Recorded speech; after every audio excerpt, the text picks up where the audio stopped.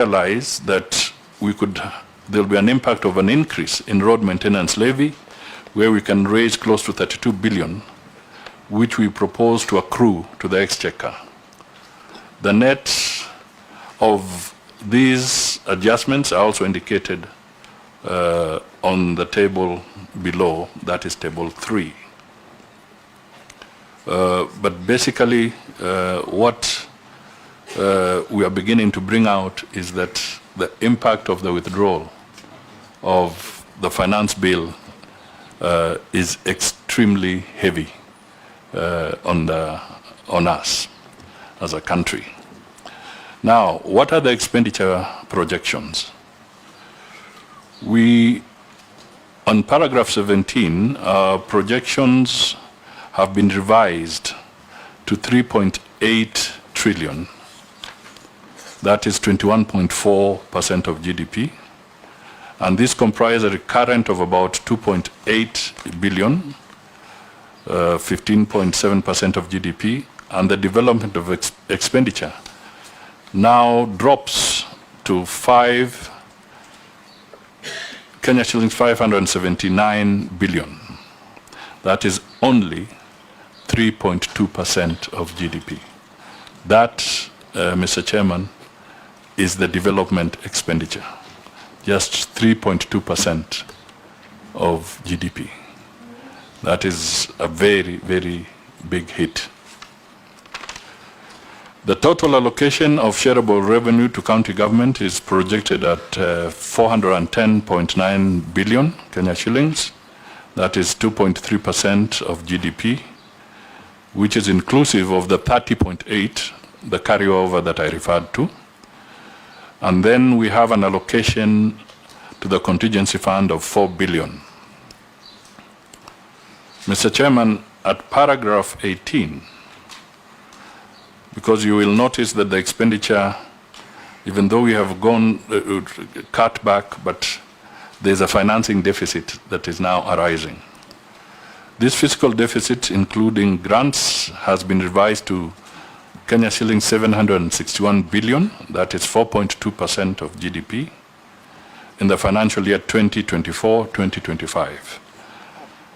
Before the withdrawal of the Finance Act, the projection here was about 3.2% of GDP as the fiscal deficit, but now it has had to widen.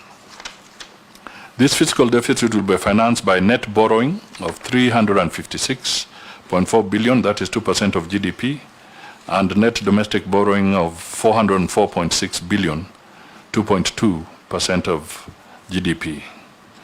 The overall gross change in the financial year 2024-25 national government budget, Mr. Chairman, again is indicated in table 4.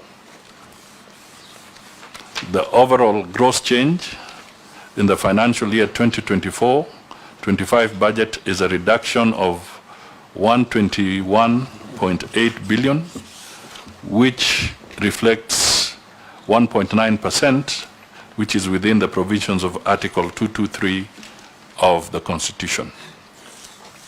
Mr. Chairman, your committee, through you, raised some very specific questions to be responded to.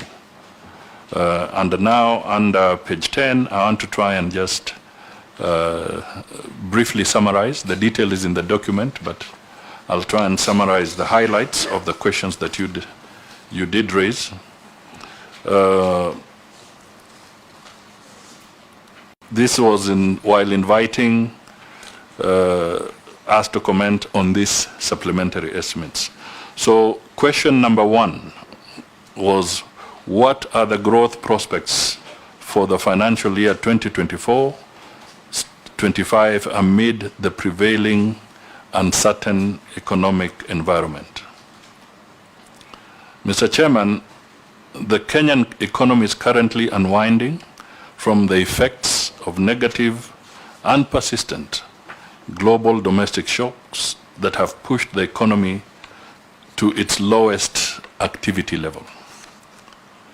The shocks included COVID-19 pandemic and effects of climate change, from the prolonged drought in 2021 to the floods in 2024.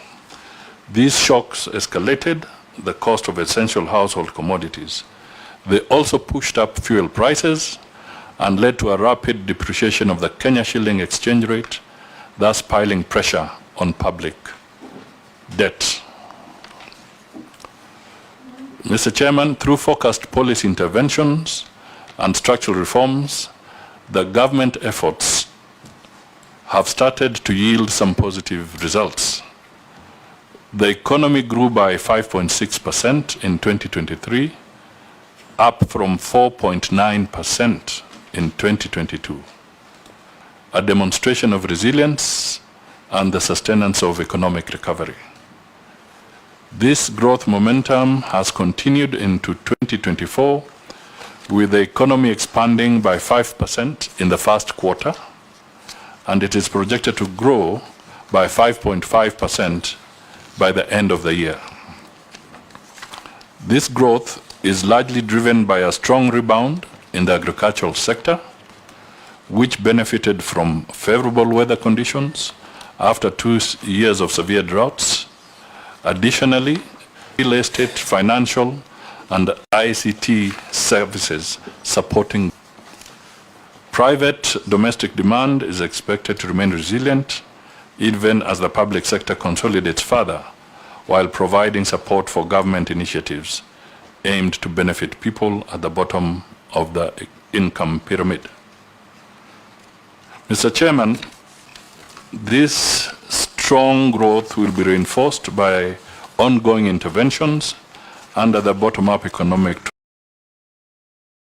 adopted a value chain approach with the better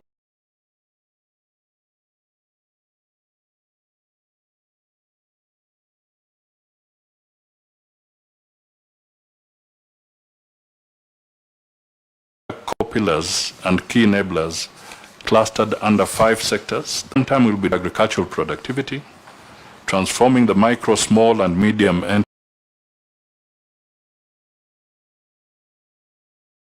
enterprise economy,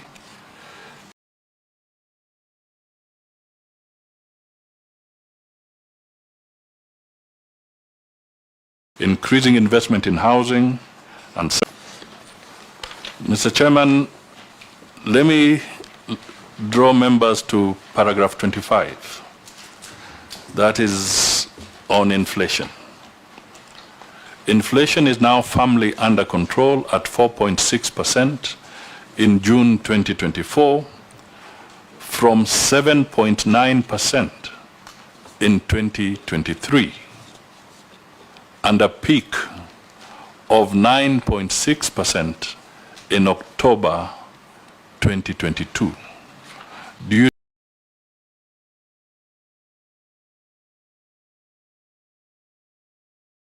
to easing of food and energy prices.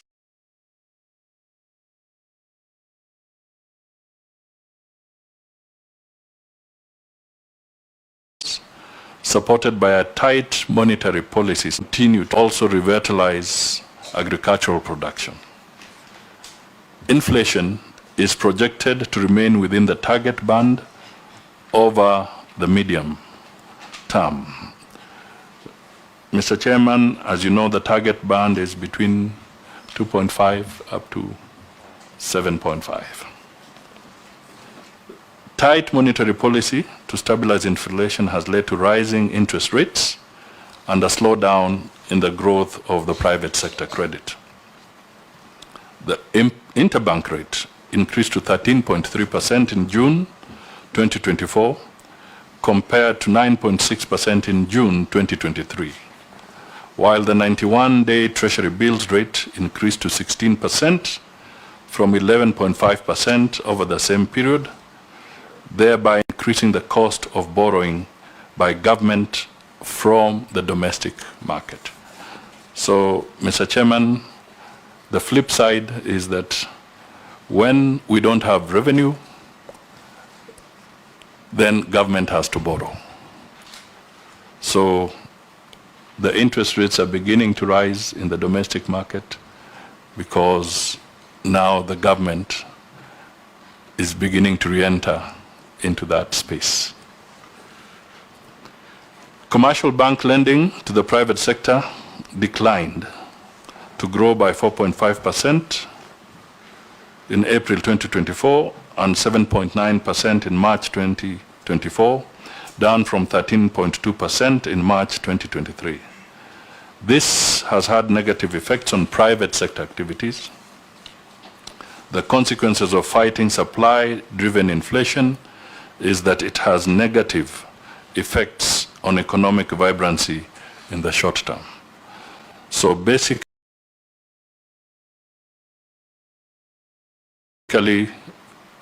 we are living in a dangerous situation where we are beginning to slow that was picking up. Mr. Chairman, the current account balance or the current account deficit improved to 3.9% of GDP in the 12 months to April 2024, down from 4.7% of GDP in a similar period in 2023. And this was supported by 7.7% decline in goods imported, reflecting lower imports across all categories except machinery and transport equipment. Here you can also say that we benefited from the increased food production, and therefore there was less of food imports. Our exports increased by 2.9%, reflecting increased exports of agricultural commodities and re-exports. Mr. Chairman, tourism receipts rebounded faster than anticipated to their pre-COVID-19 levels. Tourist arrivals improved by 27.2% in the 12 months to March 2024, compared to a similar period in 2023. So that was a real good show from the tourism sector. Mr. Chairman, remittances increased by 12.8% to US dollars 4.5 billion.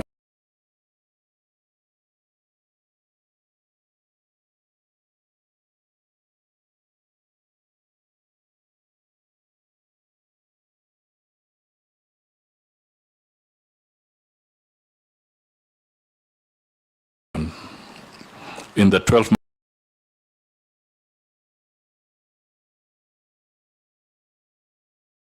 months to May 2024, compared to 3 in the diaspora remittances. Mr. Chairman, tight policies and flexible exchange rates, coupled with initiatives to attract foreign direct investment and enhance export performance, are anticipated to help stabilize the current account deficit around 4% of GDP in the medium term.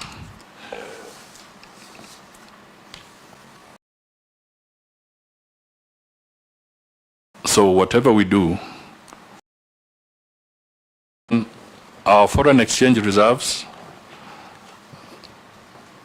the official foreign exchange reserves, which stood at 7.8 billion US dollars, that is an import cover of 4 months, 4.1 to be precise, was available up to May 2024. And this continues to provide adequate cover and a buffer against any short-term shocks in the foreign exchange market. The exchange rate to the dollar has stabilized in the range of 128 to 131 since February 2024. The exchange rate to the dollar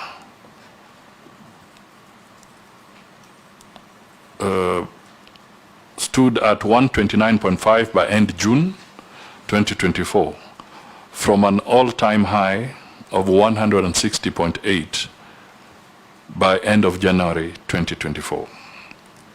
Through the repayment of the 2024 Eurobond, the government successfully removed the investor uncertainty and market perception improved significantly.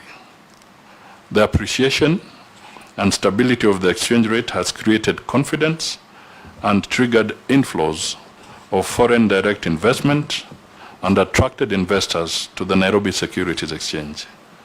This appreciation has helped to reduce debt service costs, improve performance of domestic borrowing, and stabilize interest rates. Mr. Chairman, the technical people will be able to give some greater light on the actual numbers around the debt that we have settled, public debt, particularly external. I think it's important that this comes out so that Kenyans can appreciate the magnitude of this challenge we are facing.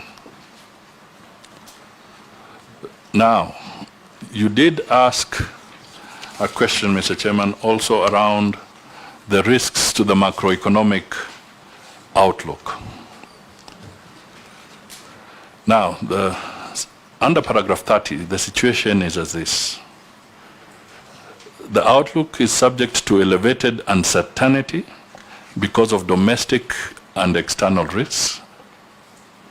On the domestic side, the risks relate to the following. 1, unpredictable weather conditions due to the impact of climate change, which could resume food insecurity issues and therefore inflation pressures that may dampen growth. 2, the tight fiscal space due to the impact of the multiple shocks that have affected the global and domestic economy might lead to tight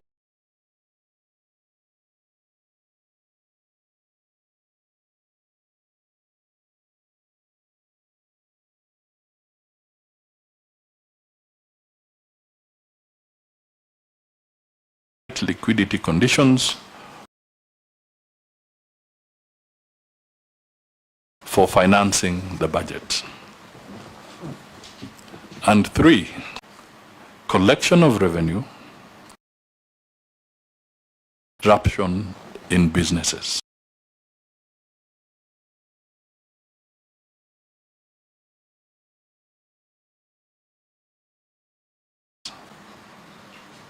So what is going on is the country will be forced to look again for further haircuts and further adjustments. On the external front, uncertainties in the global economy, the economic outlook stemming from the escalating geopolitical fragmentations could result in higher commodity prices that pose a risk to domestic inflation outcomes, leading to further tightening of financial conditions. Mr. Chairman, these external uncertainties, for instance, and the conflicts, right now there's no free navigation in the Red Sea. About 40% of the traffic that goes through the Red Sea has been scuttled because of that conflict. And they are forcing maritime operators to take the longer route, and this is beginning to feed into the economy and the prices in our place. There's also the continued strengthening of the US dollar against the global currencies arising from aggressive monetary policy tightening presents significant risks to financial flows and puts pressures on the exchange rate with implications on growth and inflation. So basically also how the other economies are responding is going to have an impact on our economy. Question 2, you wanted to know the implication of the proposed reductions in development expenditure on the better priorities and ultimately growth. Mr. Chairman, the National Assembly approved 270.9 billion Kenya shillings on account of better priorities while approving the financial year 2024-25 budget estimates. Out of this amount, 250 billion has been ring-fenced. The National Treasury will endeavor to prioritize better funded projects in the financial year 2024 budget and medium term. Question 3, you wanted a detailed fiscal framework for the financial year 2024 and 2025 and the medium term. Mr. Chairman, the financial year 2024-25 fiscal framework has been revised to reflect the changes in the financial year 2024-25 expenditure estimates, and we have provided in the folder before you a detailed fiscal framework which has an attachment of Annex 1A and 1B to respond to that issue. So I'll draw members to the annexes in the document. Question 4, you wanted to know the basis and criteria informing the sectors or areas where the budget has been rationalized. Mr. Chairman, the National Assembly approved the Finance Bill 2024 on 25th June 2024. However, His Excellency the President of the Republic of Kenya declined to assent to the Finance Bill 2024. The Finance Bill was meant to create additional resources amounting to 344.3 billion. The withdrawal of the said bill created a financing gap of a similar amount in order to align the financial year 2024-25 budget estimates. We have rationalized the budget estimates by 178.3 billion Kenya shillings in the following manner. Recurrent budget rationalization. In the recurrent budget, we are proposing to rationalize expenditure amounting to 40.3 billion Kenya shillings. This amount is inclusive of 2.7 billion rationalization under Parliament, $500 million under the judiciary. The rationalization targeted non-priority areas in the recurrent budget, as well as rationalization of salary adjustments for civil servants and teachers. B, rationalization of personnel emoluments. Mr. Chairman, we propose to rationalize allocations for phase 2, salary adjustments for teachers and civil servants amounting to 15 billion Kenya shillings. This comprises Kenya shillings 10 billion for salary adjustment for teachers and 5 billion for civil servants. And B, rationalization of offices of First Lady and spouse to the Deputy President and advisors under the Presidency. Mr. Chairman, as directed, we have rationalized 1.525 billion from the offices of the First Lady and the spouse to the Deputy President after exempting allocations for salaries to employees and advisors under the Presidency. The current items are indicated in detail in Table 5. That gives you the percentage of cuts and all the areas that have been affected. Table 5 on page 17. On the development budget rationalization, Mr. Chairman, we propose to rationalize the development budget with the exemption of GOK counterpart funding as well as critical ongoing projects. We rationalized projects by 138.5 billion from Government of Kenya funded projects. This includes 8.3 billion from the NG-CDF, and Kenya shillings 1 billion from Parliament, and Kenya shillings 800 million from the judiciary. And some of the affected areas I'll come to shortly, I will highlight. But I just want to point out that when we say exemption to GOK counterpart funding, honorable members, I know you're familiar with it, but the general public may not be familiar with the whole idea of why, what we mean by counterpart funding here. This is where there's supposed to be a government of Kenya contribution, and then the rest of the money comes from the donor that is funding that particular project. Now, some of the major areas affected by rationalization of the development budget include the following. And I had highlighted some earlier, but let me repeat. 14.1 billion for roads projects, 14.6 billion for electrification, that is the last mile and public facilities, 6.5 billion for water and sanitation, 6.5 for police modernization, 3.3 billion for settlement of the landless, 3.1 billion for construction and equipping TVET institutes, 5.2 billion school infrastructure, 3.3 university infrastructure, and 2 billion the University Hustlers Fund. Mr. Chairman, you had question 5, and you wanted a detailed list of the public participation projects affected by the budget rationalization. Mr. Chairman, the National Assembly approved Kenya shillings 2.3 billion for public participation projects under various ministries, departments, and agencies in the financial year 2024-25 budget estimates.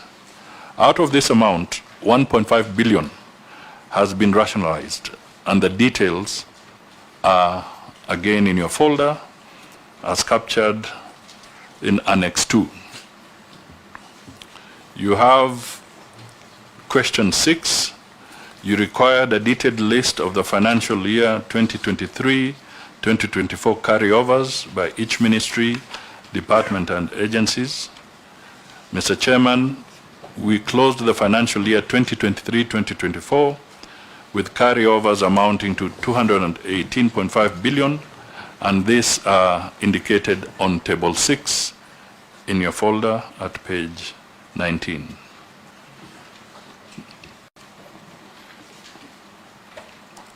Now, Mr. Chairman, I think there are some indications of the highlights with that Kenya has with the International Monetary Fund program.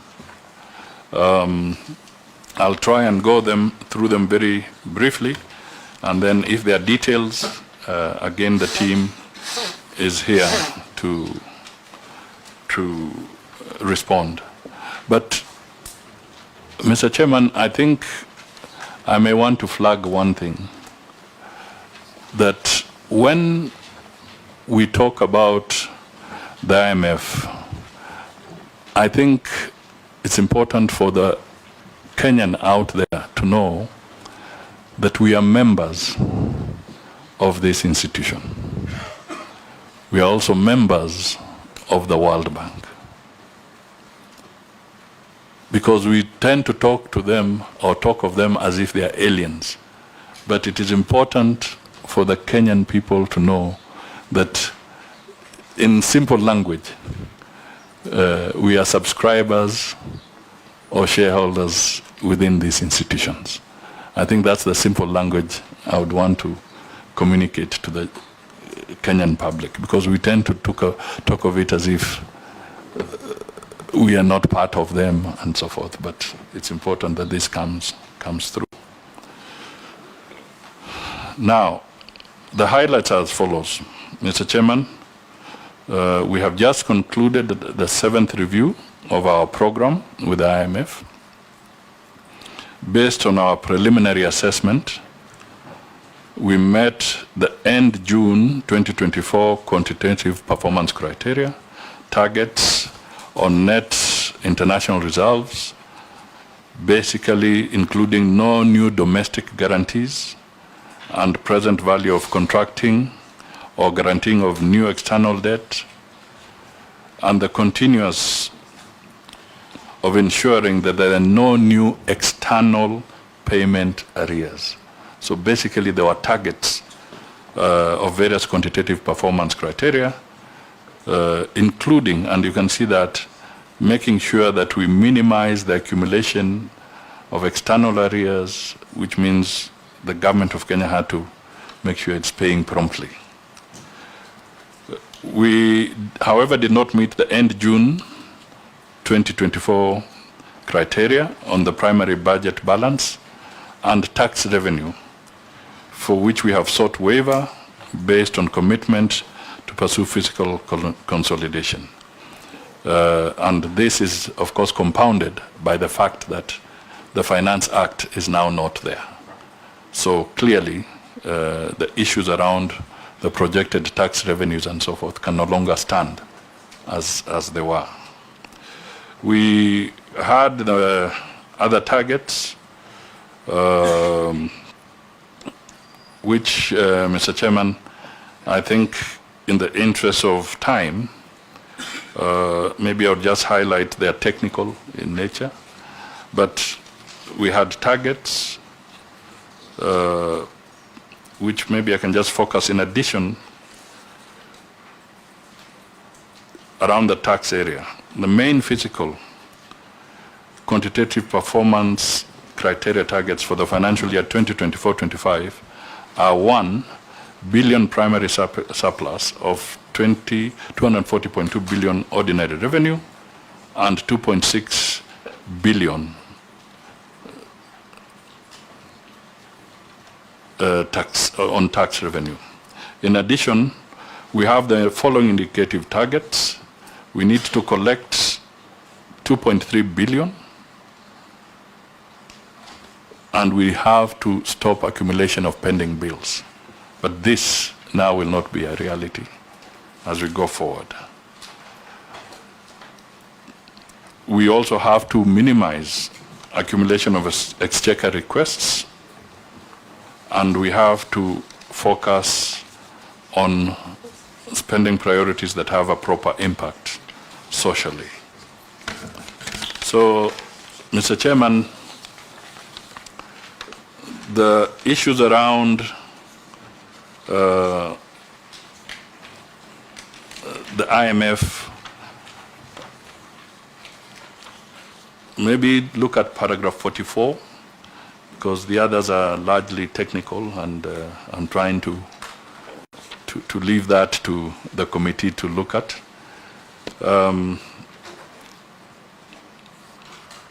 The following benchmarks were not met and have now been rescheduled to be completed in the near term. 1, cabinet approval of strategy options for restructuring Kenya Airways by end of April. This was rescheduled to end July 2024. We also have to get cabinet approval and publication of an updated inventory and a new classification of state corporations that will apply across the government in line with the National Treasury strategy for improving financial oversight at state corporations document.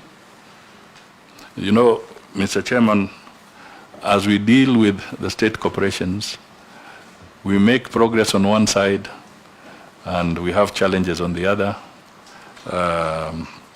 For instance, the government publishes some guidelines on how to handle state corporations. Somebody runs to court and stops that, and yet those are very critical benchmarks also in helping the country come out of the challenges that we are facing.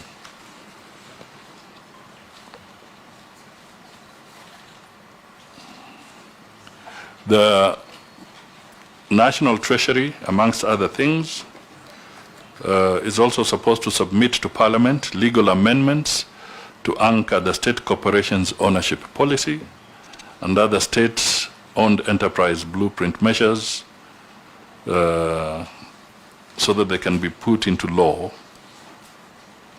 We also have a situation where the National Treasury and Ministry of Energy need to provide and publish an assessment of the governance structure of the petroleum development entity. And Mr. Chairman, I want to say that in spite of all these challenges, the Treasury has had a very robust engagement with the International Monetary Fund,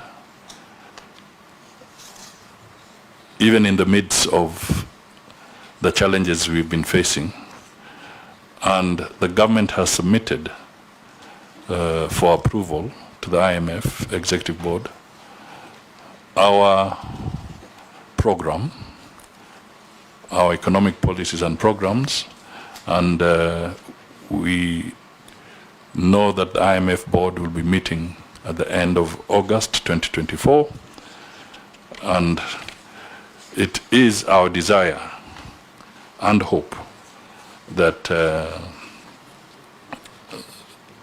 Kenya's proposition will receive favorable consideration so that we can move beyond the challenges we are facing. Finally,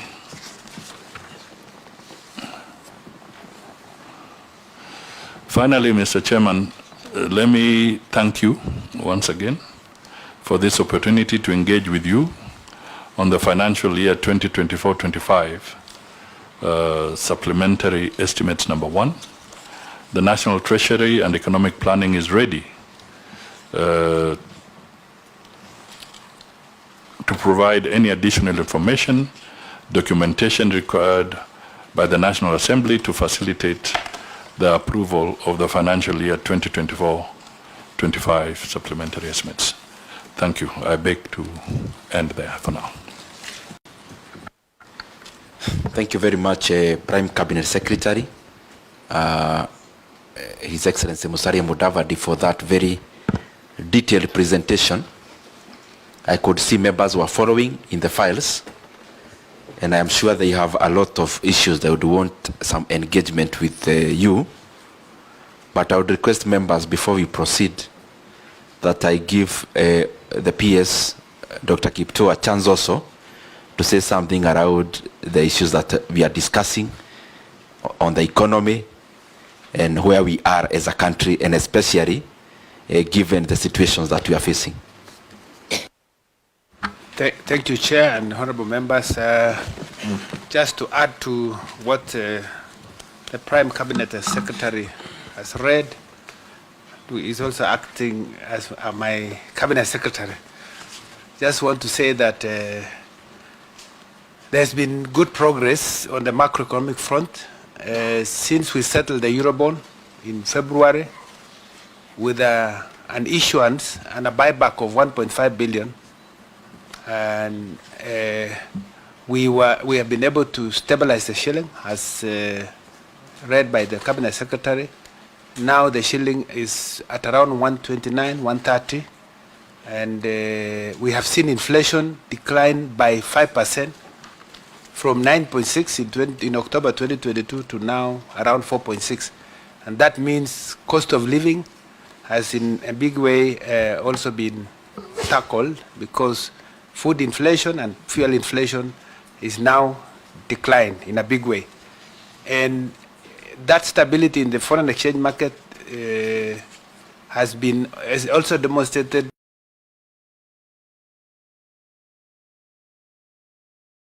in Kenya.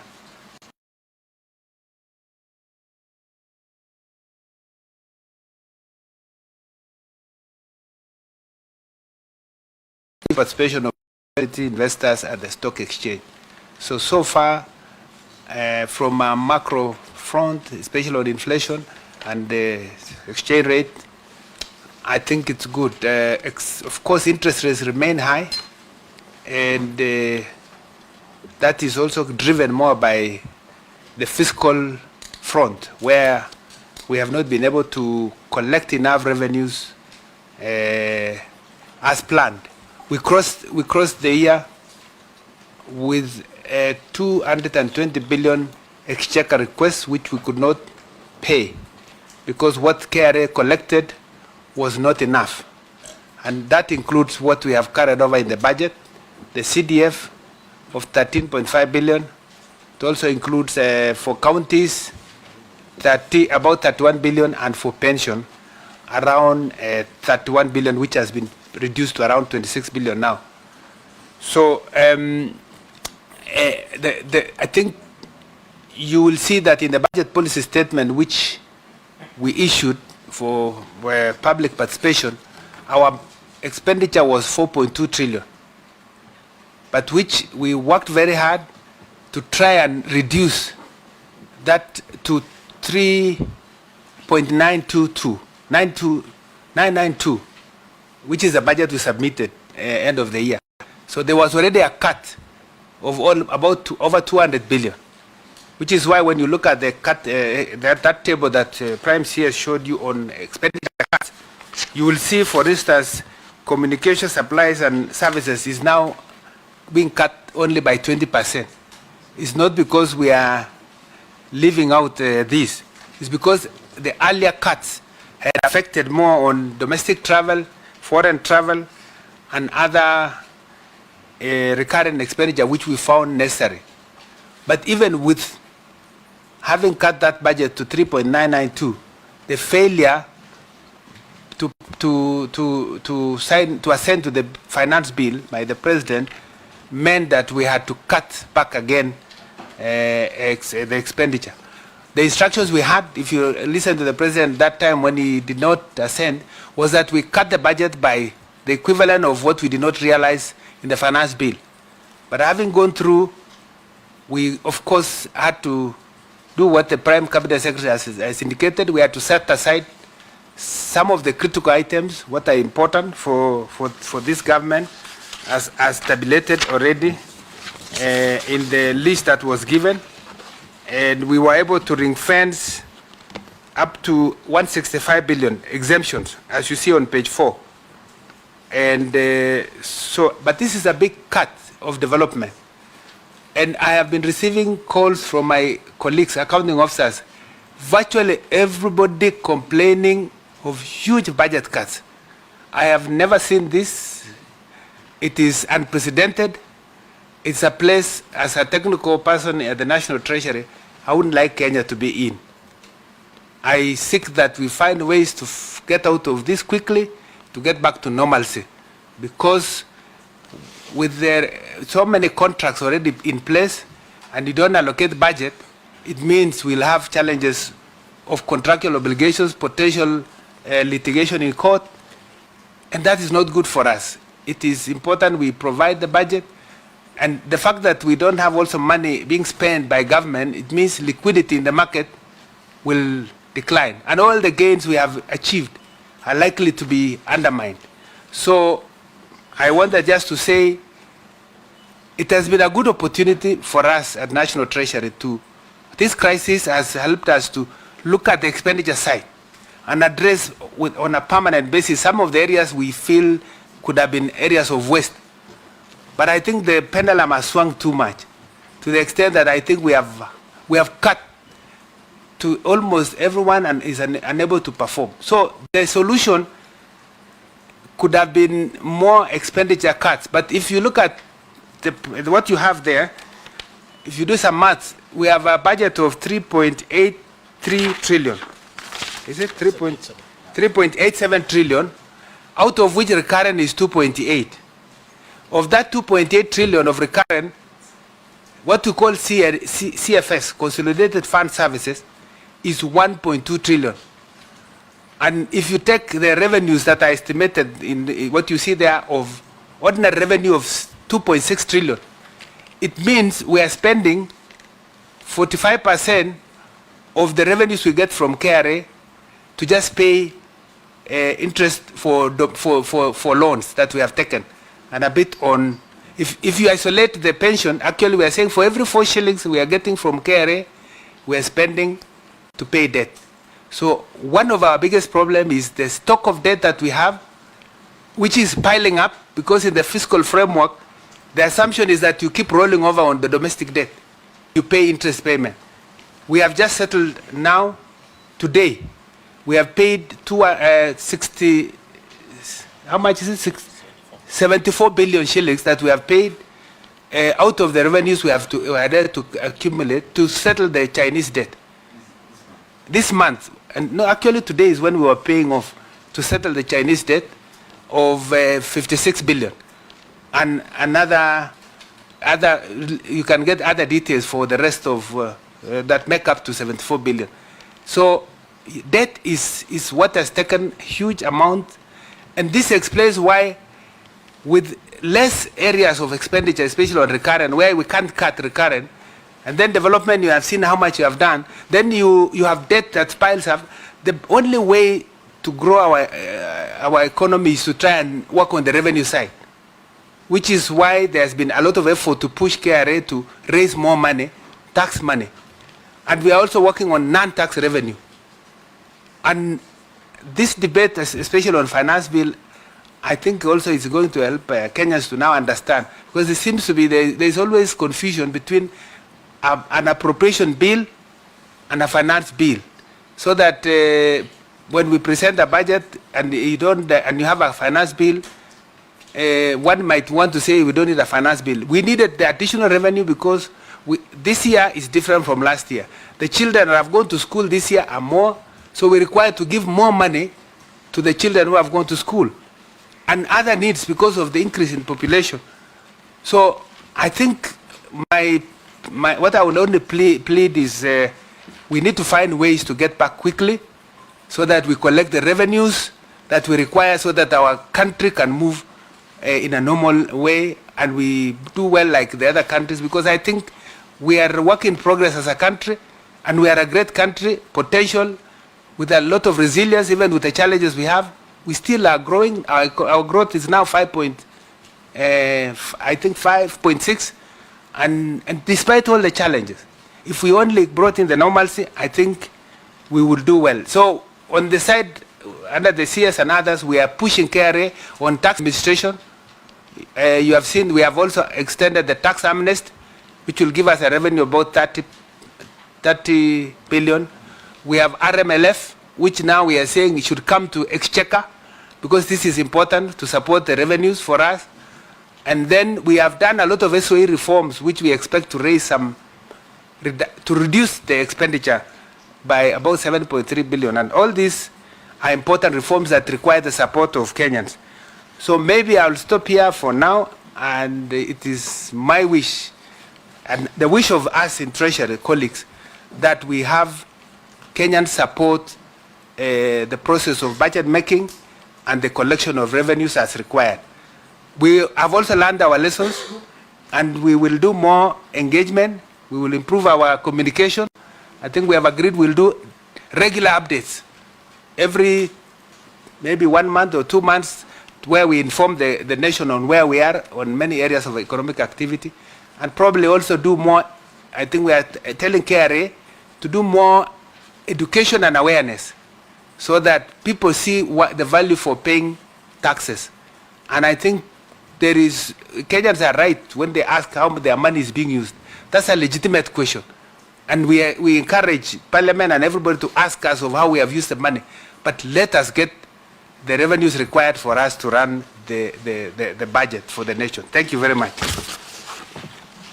Members, I know there is a lot of interest. What we'll do is we'll take the first round of 5 members, then the National Treasury answers, then we continue like that. And then on the team of the National Treasury, we request that you note them down so that we answer them in wholesale. One, let me start from here. Over the last 3 days, we have noted also something that should be corrected. And by the way, the Prime Cabinet Secretary, most of the issues you'll hear from these members, they are generally to enrich. We've had a lot of questions also asking ourselves, on how to improve our economy. And therefore, whatever things you are going to hear, some are actually opinions, as much as they are also answers, they are questions, because you also want to be a part of the solution. And in that regard, you realize Kenya being the informal economy it is, I mean, a lot of activities happening informally, then there is a lot of levies and fees to collect beyond the taxes in terms of targets.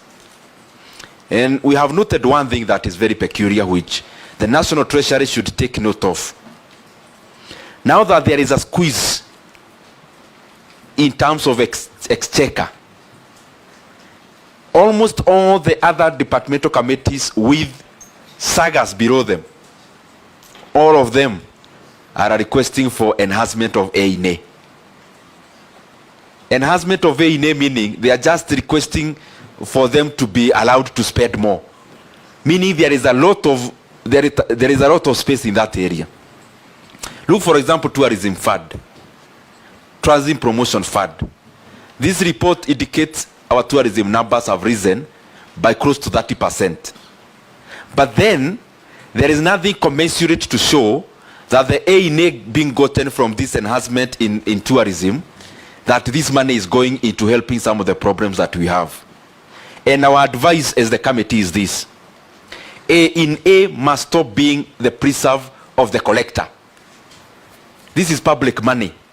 Whether you call it sports fund, whether you call it tourism promotion fund, whether you call it tourism fund, these are Kenyans' money.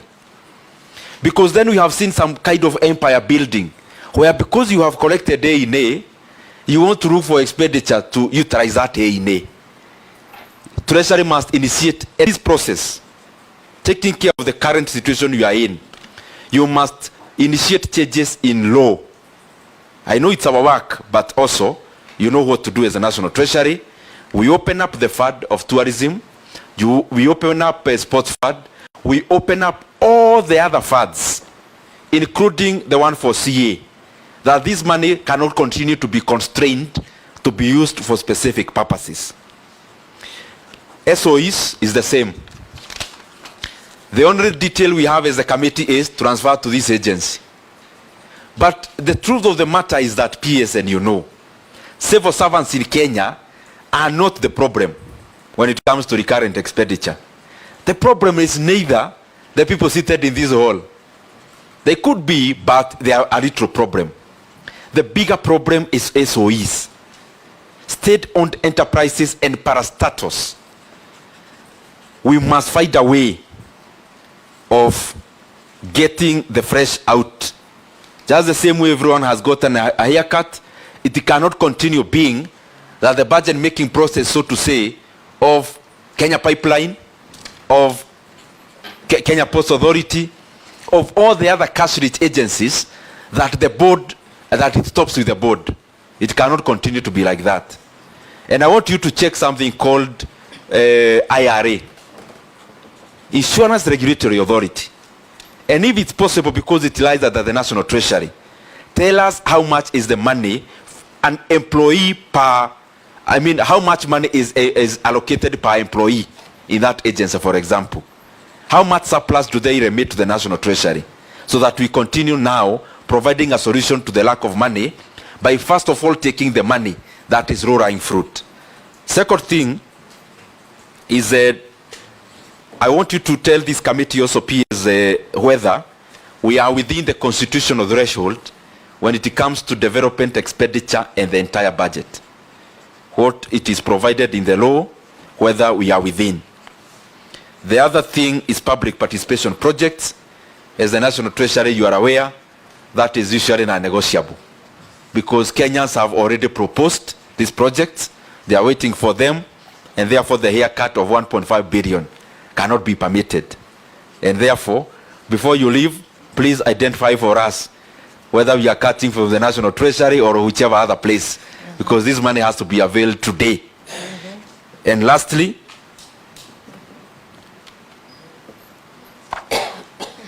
taxes. If you have this, you can give us an answer. Kenya, I have said before, is most of our activities are informal. how many Kenyans pay taxes? Vis-a-vis, so if you have the number, how many Kenyans are working? What is the working population in Kenya? And number two, how many of those pay taxes? Let me go to Honorable Vice Chair first.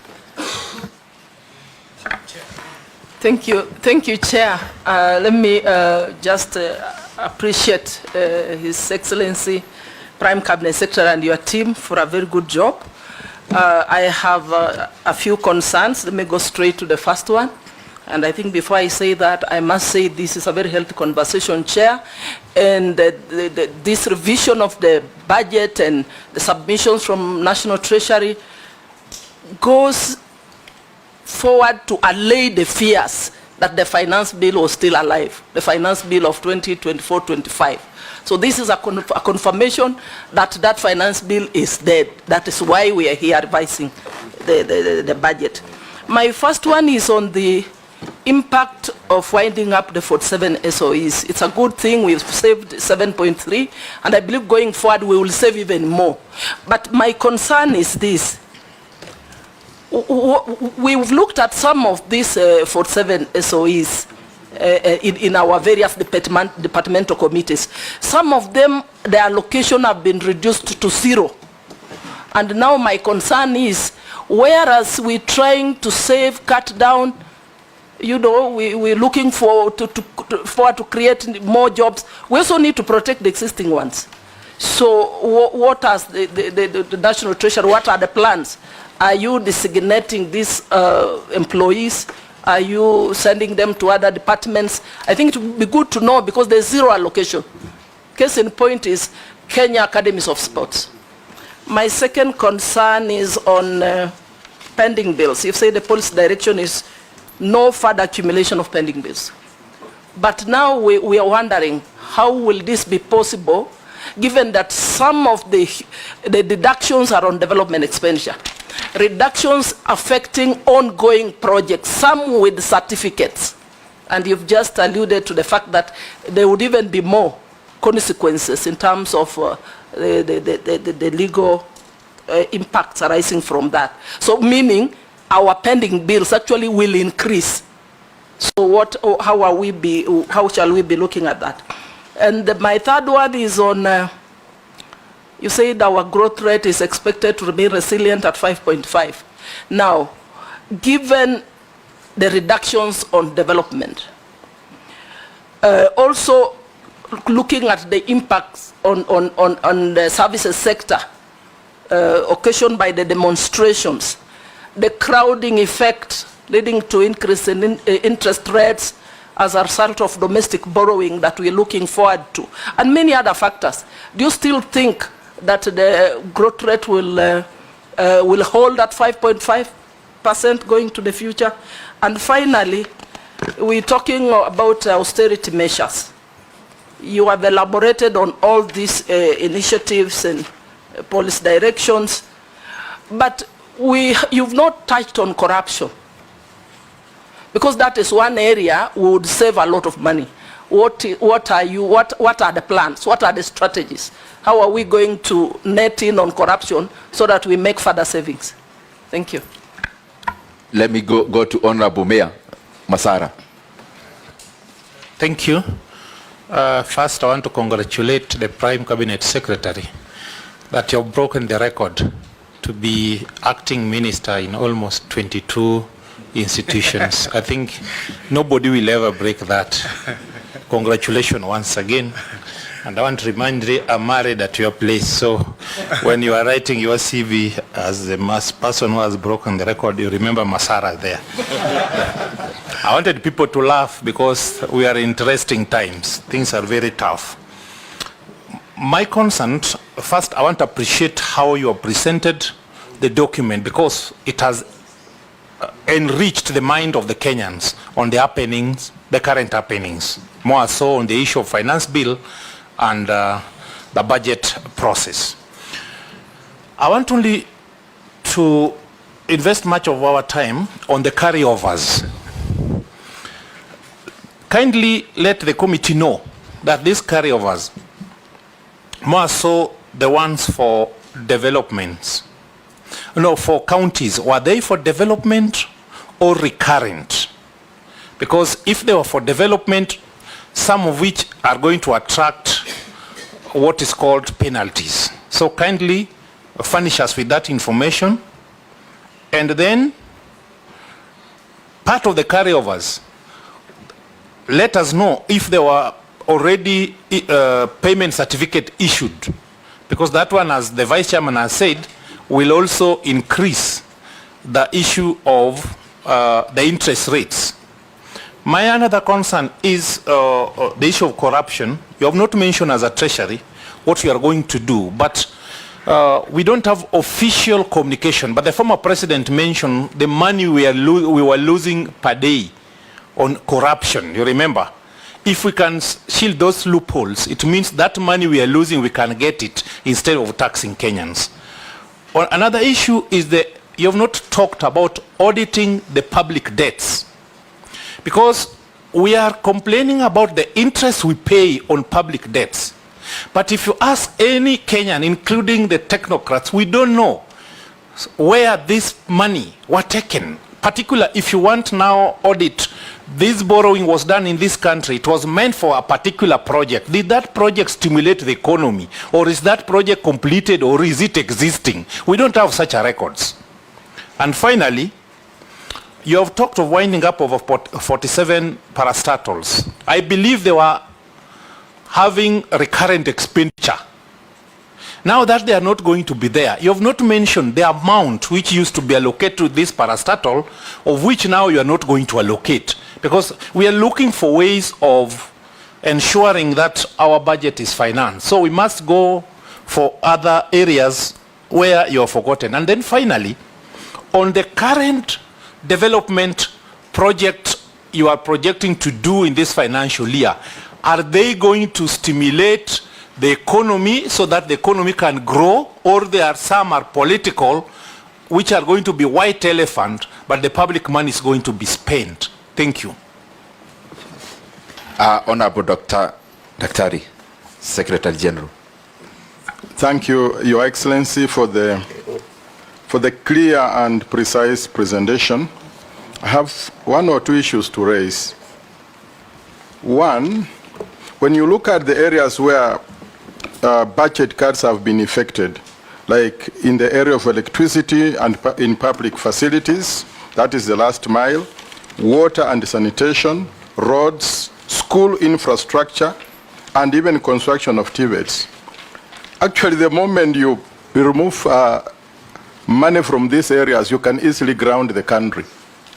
And so, in my proposal, why can't we have budget cuts focusing on recurrent expenditure and operations more than in the area of development, so that we raise money for development by effecting budget cuts in the area of operation? For example, there are so many areas like the mergers of parastatals, as has been said, austerity measures in various ministries that are duplicating each other. We've been in this budget committee and we've seen, for example, the commission on Nairobi River being implemented by 3 ministries, and each of them is bringing a budget here for implementing the same thing. I don't know whether you've been able to identify those duplication of roles so that we can remove money and rechannel this money in this area. And so we can be able to raise money if we are serious. The other thing is, apart from just the normal budget presentations, has the ministry done a 3-5-year projection on austerity measures and say, within the next 4-5 years, if we actually delve into austerity measures properly, we can raise this amount and channel it to development. Finally, what is the impact of the pending bills of 2023-2024 financial year to the 2024-2025 budget? What is the fate of this carryover? Thank you, Chairman. Let me go to Honorable Miri Mabona. Thank you, Chair. And I want to thank the Cabinet Secretary, and the entire Treasury for a good presentation. And Chair, I just want to say that I support the budget cuts, and even though that I think we can reduce even further. I think I'm not saying just because of what is happening here. I have actually said it before in this committee, because we need to be very realistic in the way we do our budgeting. I saw a comment by one of the Gen Zs that was actually equating our national budget to our own family budgets. And if you have only 10,000 Kenya shillings and you need to do food, buy food and buy shoes, you can't do shoes and then leave food. But the way we have been budgeting is actually the opposite. We are buying shoes and leaving food. And when we do that, then there is pressure for us to increase revenue and hence the finance, infamous finance bill. So for me, it's very important that we are more realistic, because we create an artificial need for revenue when we can actually budget as a country within our means. I know we have blamed the IMFs and all, and I'm sure they are doing wrong. But first, let us point fingers at ourselves before we point fingers even at the IMF, because there are things we can do at home that don't need to put those kind of pressure on us. Chair, the only thing, other thing I wanted to indicate is that I've seen that the Treasury has indicated areas where they need the cuts, but without premising them on certain principles. And that's why Daktari is actually going back to leave this and that. If you want to be very fair, it's always good to move on principles. And for me, one, which I've again said several in this committee, is there equity? One, in the cuts.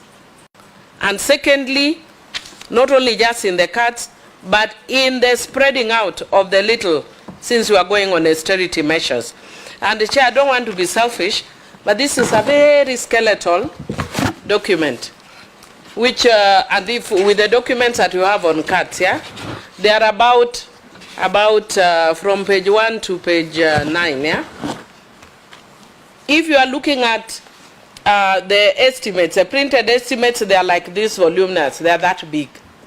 What is the possibility that 2 projects in my constituency, for instance, would be here? That shows lack of equity.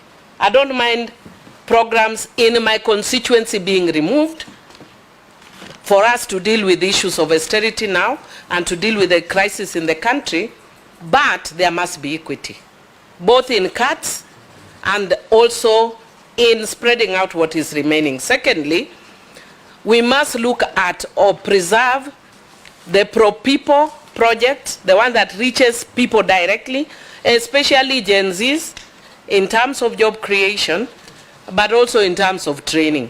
So if you are removing the ones that are reaching them, but we are retaining some which may not have that sort of value, it doesn't help. Then third, projects that can stimulate the economy.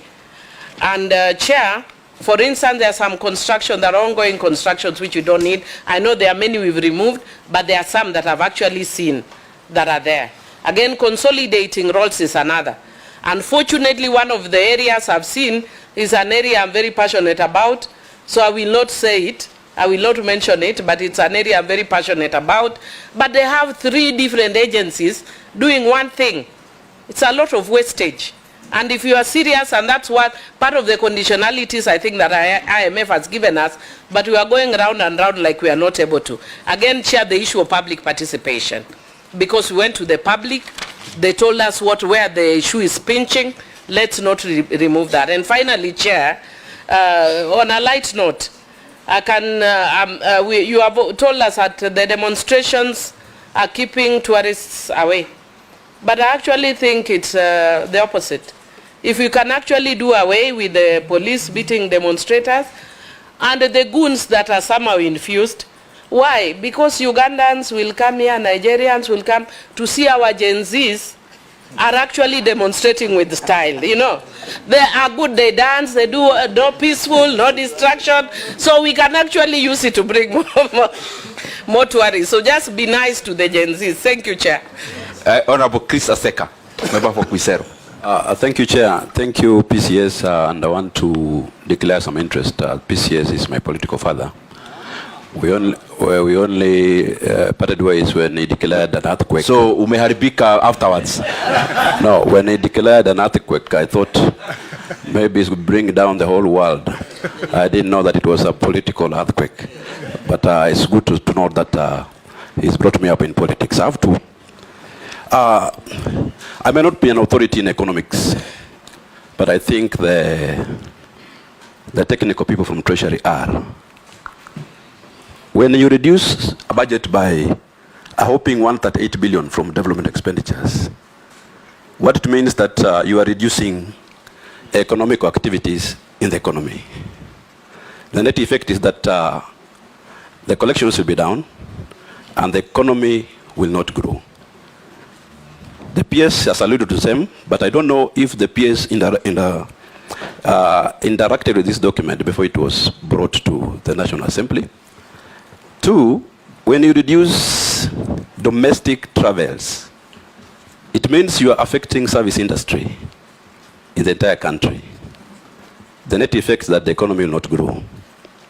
I agree with my Vice Chair. How do you expect to grow this economy by 5.5%?